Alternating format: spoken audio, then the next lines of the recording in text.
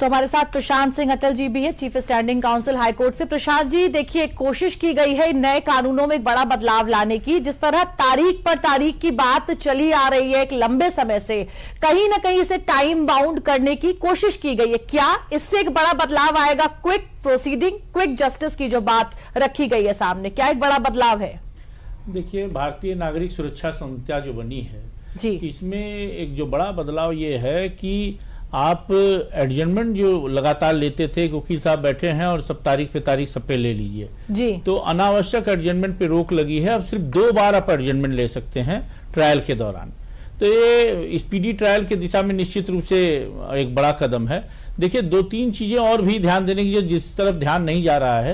एक तो कुछ लोग पैनिक क्रिएट कर रहे हैं, जैसे कुछ बदल गया। न ये न्यायविदों के लिए, न कानून के जानकारों के लिए, न अधिवक्ताओं के लिए, न जजेज के लिए, किसी के लिए कोई इतनी बड़ी बात नहीं है। अधिकांश सेक्शंस वैसे ही रखे गए हैं। जैसे पहले 302 में एफआईआर होती थी, अब 103 में होगी। तो लगभग वो सेम है। 103 का जो सबसेक्शन सी है उसमें थोड़ा परिवर्तन किया गया है, कॉमन इंटेंशन वगैरह को जोड़ दिया गया है। इसके अलावा एक जो बहुत बड़ी बात हुई है, पहले कंप्लेंट केस फाइल होता था, परिवाद दाखिल कर देते थे, और परिवाद कोर्ट में दाखिल करने के बाद 200 का बयान होता था सीआरपीसी के तहत, 202 का बयान होता था गवाहों का, और बिना एक्यूज को बताए या बिना एक्यूज की जानकारी के मजिस्ट्रेट उस पर सम्मन कर देते थे, बुला लेते थे। इसका मिसयूज बहुत होता था। तो अब 223 जो भारतीय नागरिक सुरक्षा संहिता बनी है, इसमें अभियुक्त को भी राइट दिया गया है। ऐसा नहीं है कि न्याय की तरफ हम लोग नहीं बढ़ रहे हैं, ये अभियुक्त को भी राइट दिया गया है कि अपने डिफेंस में अपनी बात कह सकता है बिफोर समनिंग ऑर्डर।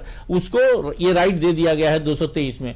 इसके अलावा तमाम जो परिवर्तन हुए महिलाओं के लिए, जैसा आपने बताया जो कानून में ट्रांसजेंडर्स के लिए भी अलग से प्रावधान कर दिया गया। फॉरेंसिक जांच की तरफ भारतीय साक्ष्य अधिनियम ने ध्यान दिया। तो समय के साथ देखिए बदलाव होते रहना चाहिए। जब कोई कानून करीब 150 वर्ष पुराना हो जाएगा तो 150 में हम लोग बहुत आगे बढ़े हैं और सकारात्मक ढंग से इसको स्वीकार करना चाहिए। हम इस देश के सारे वकीलों से और सारे न्यायविदों से ये अपील भी करेंगे कि पैनिक होकर, और कुछ पॉलिटिकल सोच के लोगों के नाते इसमें पैनिक होने की आवश्यकता नहीं है। इसमें अगर कहीं कोई प्रोविजंस में कहीं कुछ रह जाएगा तो हम लोग के पास वो रास्ते हैं।